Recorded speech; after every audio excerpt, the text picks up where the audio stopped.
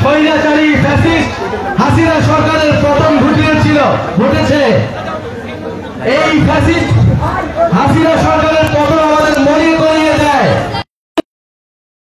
কোন ফেরাউন ক্ষমতার মসনদে চিরকাল টিকে থাকতে পারে না। যারা এই জনগণের বিরুদ্ধে দাঁড়াবে, যারা এই মানুষের অধিকারের বিরুদ্ধে দাঁড়াবে, যারা এই সন্ত্রাস দখলদারি এবং চাঁদাবাজির পক্ষে দাঁড়াবে, তাদের বিরুদ্ধে বারবার গণ-অভ্যুত্থান তৈরি হবে। ফলে আমরা যাতে শিক্ষা নেই এবং একটি নতুন বাংলাদেশ গঠনের জন্য যে বৈষম্যহীন বাংলাদেশ আমাদের সকলের প্রত্যাশা ছিল, আমরা জানি এখনো আমরা বৈষম্য দূর করতে পারিনি।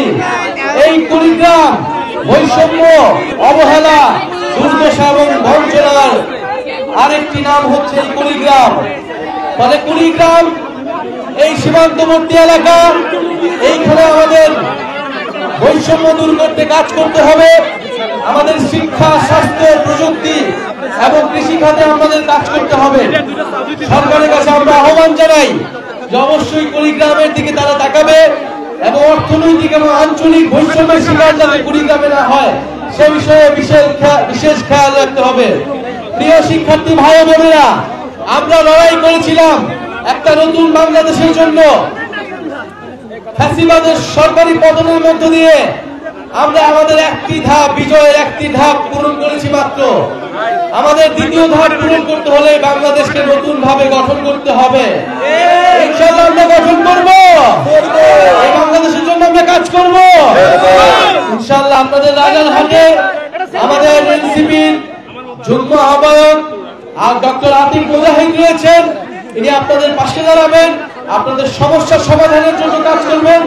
আমরা আশা করি আমরা আবারও আপনাদের মাঝে আসবো, আপনাদের কথা শুনবো এবং 3 তারিখ আমরা শহীদ মিনারে আবারও বাংলাদেশ পুনর্গঠনের জন্য ইস্তেহার ঘোষণা করব। আপনাদেরকে অগ্রিম দাওয়াত দিয়ে গেলাম 5ই আগস্ট যেভাবে আপনারা ঢাকায় এসেছিলেন, 3ই আগস্ট শহীদ মিনারে আবার দেখা হবে। আপনাদেরকে যারা ব্যর্থ করতে যাচ্ছে, এই গণ-অভ্যুত্থানের বিরুদ্ধে যারা ষড়যন্ত্র করতে যাচ্ছে, তাদের বিরুদ্ধে প্রতিহত আমরা করবো 3ই আগস্ট শহীদ মিনারে। প্রিয় বন্ধুগণ, আরেকটি বিষয় ঘোষণা করতে চাই যে আমরা গতকাল দেখেছি একটি নিউজ যে চট্টগ্রামের পটিয়াতে আমাদের বৈষম্য বিরোধী ছাত্র আন্দোলনের এই গণ-অভ্যুত্থানের সৈনিকদেরকে আবারও আক্রমণ করা হয়েছে, আবারও পুলিশে হামলা করা হয়েছে।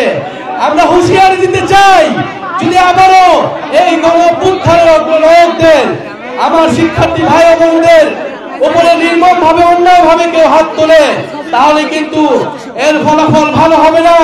আমরা আর কোনো হানাহানি চাই না, আমরা চাই পুলিশের সংস্কার হবে, পুলিশ অন্যায় ভাবে কারোর উপর হাত তুলবে না। জনগণের জায়গা থেকে আমরা আইনের প্রতি শ্রদ্ধাশীল হব এবং সকলে মিলে একটি শান্তিপূর্ণ বাংলাদেশ গড়ে তুলব। ইনশাআল্লাহ আপনাদের সাথে আবারও দেখা হবে। কুড়িগ্রামের পথে প্রান্তরে আমরা আছি, সারা বাংলাদেশের 64 জেলায় এনসিপির বার্তা আপনারা ছড়িয়ে দেন। আপনারা 24 আমাদের উপর আস্থা রেখেছেন, আপনারা আরেকবার আমাদের উপর আস্থা রাখেন। আমরা দায়িত্ব নিতে চাই, আপনারা যারা মুরব্বীরা আছেন আমাদেরকে, আমাদের অভিভাবক গ্রহণ করুন, আমাদের পাশে দাঁড়ান। যারা ছাত্রছাত্রী ভাই বোনেরা আছেন তারা আমাদের সাথে এসে দাঁড়ান। ইনশাআল্লাহ জাতীয় নাগরিক পার্টি আগামীর বাংলাদেশ, আগামীর ভবিষ্যৎ গড়ে তুলবে। কোন দল আছে? কোন দল আছে? কোন দল আছে? বাংলাদেশে কোন দল আছে? 24-এর গণ-অভ্যুত্থানের কোন দল আছে? কোন দল আছে? লড়াই কোন দল আছে? আগামী সংসদ যাবে কোন দল আছে?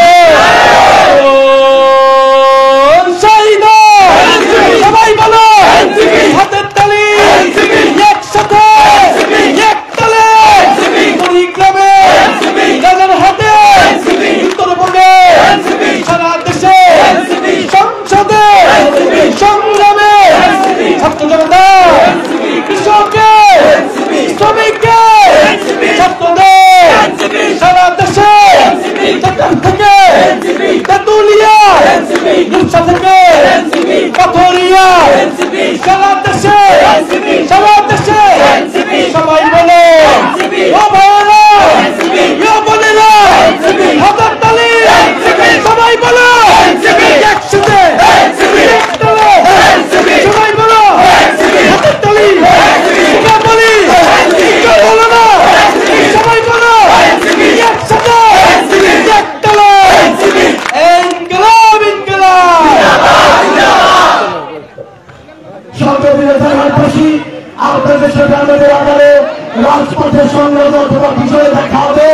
আজকের মতো আমরা আপনাদের সাথে এই সাক্ষাৎ ক্ষণিকের জন্য শেষ করছি।